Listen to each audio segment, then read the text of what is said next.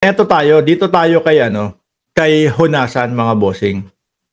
Ayan, balitang-balita sa Radyong Sira si Honasan mga kababayan. Na kumbaga, siguro na-realize ni Honasan mga kababayan, ni ex-senator Gringo Honasan, anak ng tinapa, walang nangyayari sa kandidatura ko No? Ni hindi ako makapasok sa top 20, ni hindi ako makapasok miski man lang 25. Wala. So ngayon, sige, makikipag-alyansa ako, makikisama na lang ako doon sa Team Suka. Kahit papaano, tumunog yung aking pangalan. Marinig yung aking pangalan. Di ba? Actually, hindi ko nga alam mga kababayan, tumatakbo pala itong si Gringo Honasan sa pagkasenador. Akala ko wala na, pahinga na Tumatakbo pala. Ngayon ko lang nalaman na, ayun, nasa listahan din siya na kumakarera at nangangarap na maging senador. Ano daw ang ginawa ni Honasan? Palas won't block Honasan ICC petition. Aba, nangangalap din ba siya ng pirma para mapauwi si dating Pangulong Duterte? Bumalabso yan, sir. Hindi lagi dating sinasabi dito sa ating channel, hindi po mahilig sa K-drama, hindi po mahilig sa K-pop, hindi po mahilig sa dramahan ang ICC. Hindi naman pwedeng, nakangalap kami, nakakuha kami ng napakaraming tao na nagsasabi iuwi na si Rodrigo Duterte. Hindi naman pwedeng ganun. Sabihin ng ICC, sige, iuwi na, payagan na natin. Pinapauwi na daw ng napakaraming tao. Hindi. Sa Pilipinas,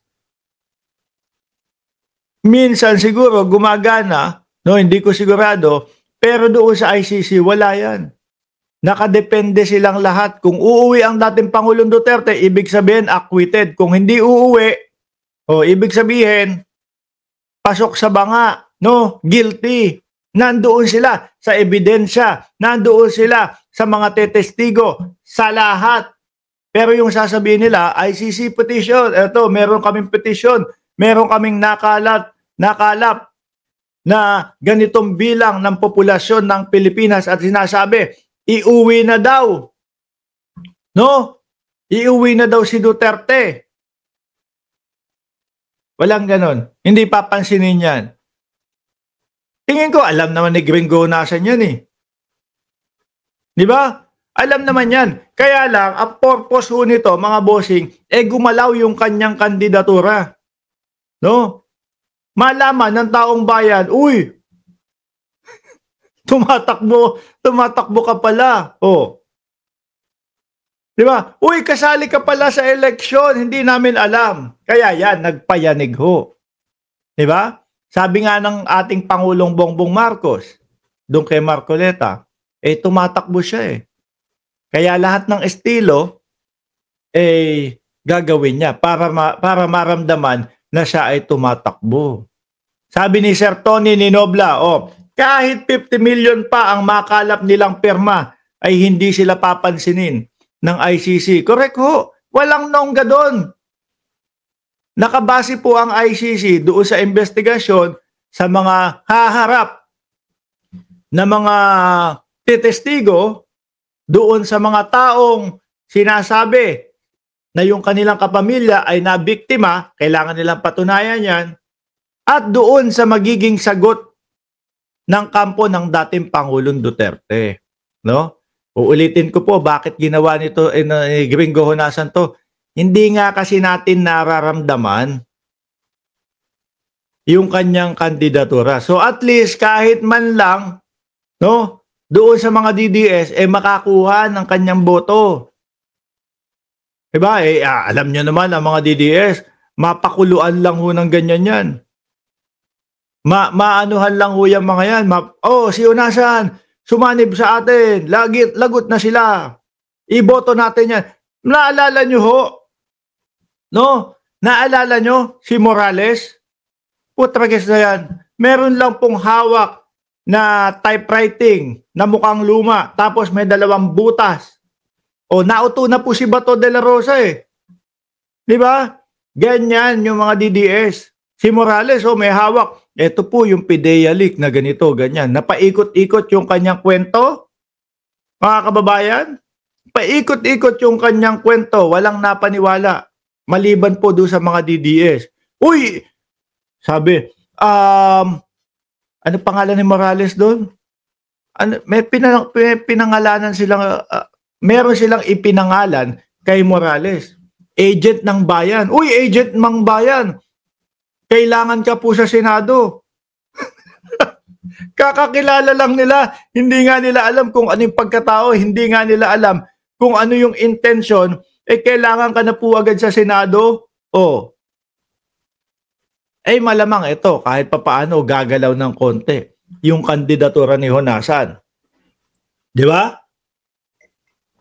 Gagalaw ng konti yan, yung kandidatura ni Honasan. Bakit? Dahil po may mga DDS na, uy, si Honasan nangangalap ng petisyon. Hindi nila alam kahit wala naman ding silbi yung ginagawa ni Honasan. Iboto natin yan, si Honasan. Ganyan na yung mga DDS. Baka nga sino pa ba yung mga nila? Si Maharlika. Kailangan ka ng Pilipinas palangga. Tumakbo ka kaya sa Pilipinas. Ayun, tumakbo talaga. Hindi na makauwi. Di ba? Sabi ni Ma'am Elisa Bueno, Mark, gagamitin daw na evidence ng ICC ang mga comment sa Quadcom investigation. Paano yun umamin si Digong at Bato? Sabi ni Digong, kulang pa kaya pag nabalik uulitin niya ang ginawa niya. Di ba? Yung pagkakasabi na lang ng dating Pangulong Duterte doon sa Senado na sinabi niya, binubuyo namin silang manlaban. Doon pa lang ano sabi ng mga political analyst? Malamang yan. Yung ICC, hinto na yung investigasyon. Bakit? Kasi tinuldo ka na ni tinuldo ka na ni Duterte Siya na mismo nagsabi na merong mga paglabag sa batas, merong paglabag sa karapatang pantao. Bakit, Mark? Yung bang tawag dito, pag-amin ni Duterte na binubuyo nilang manlaban, labag sa kanila. Oo naman no? Imbes na dadali sa presinto, maririnig si Bongo, 500,000 pag dinala sa presinto o pagbuhay, 2 million pag nanlaban, yung mga kapulisan, papatayin na lang ho niyan. Patayin na kita. Tubo ako 1.5 million. Di ho ba? Hindi na ibigay yung due process. Sabi ni Jemmy Boy, Bahe, uulitin niya ang crimes against humanity. Kaya wala ito. No? Walang maitutulong sa inyo to.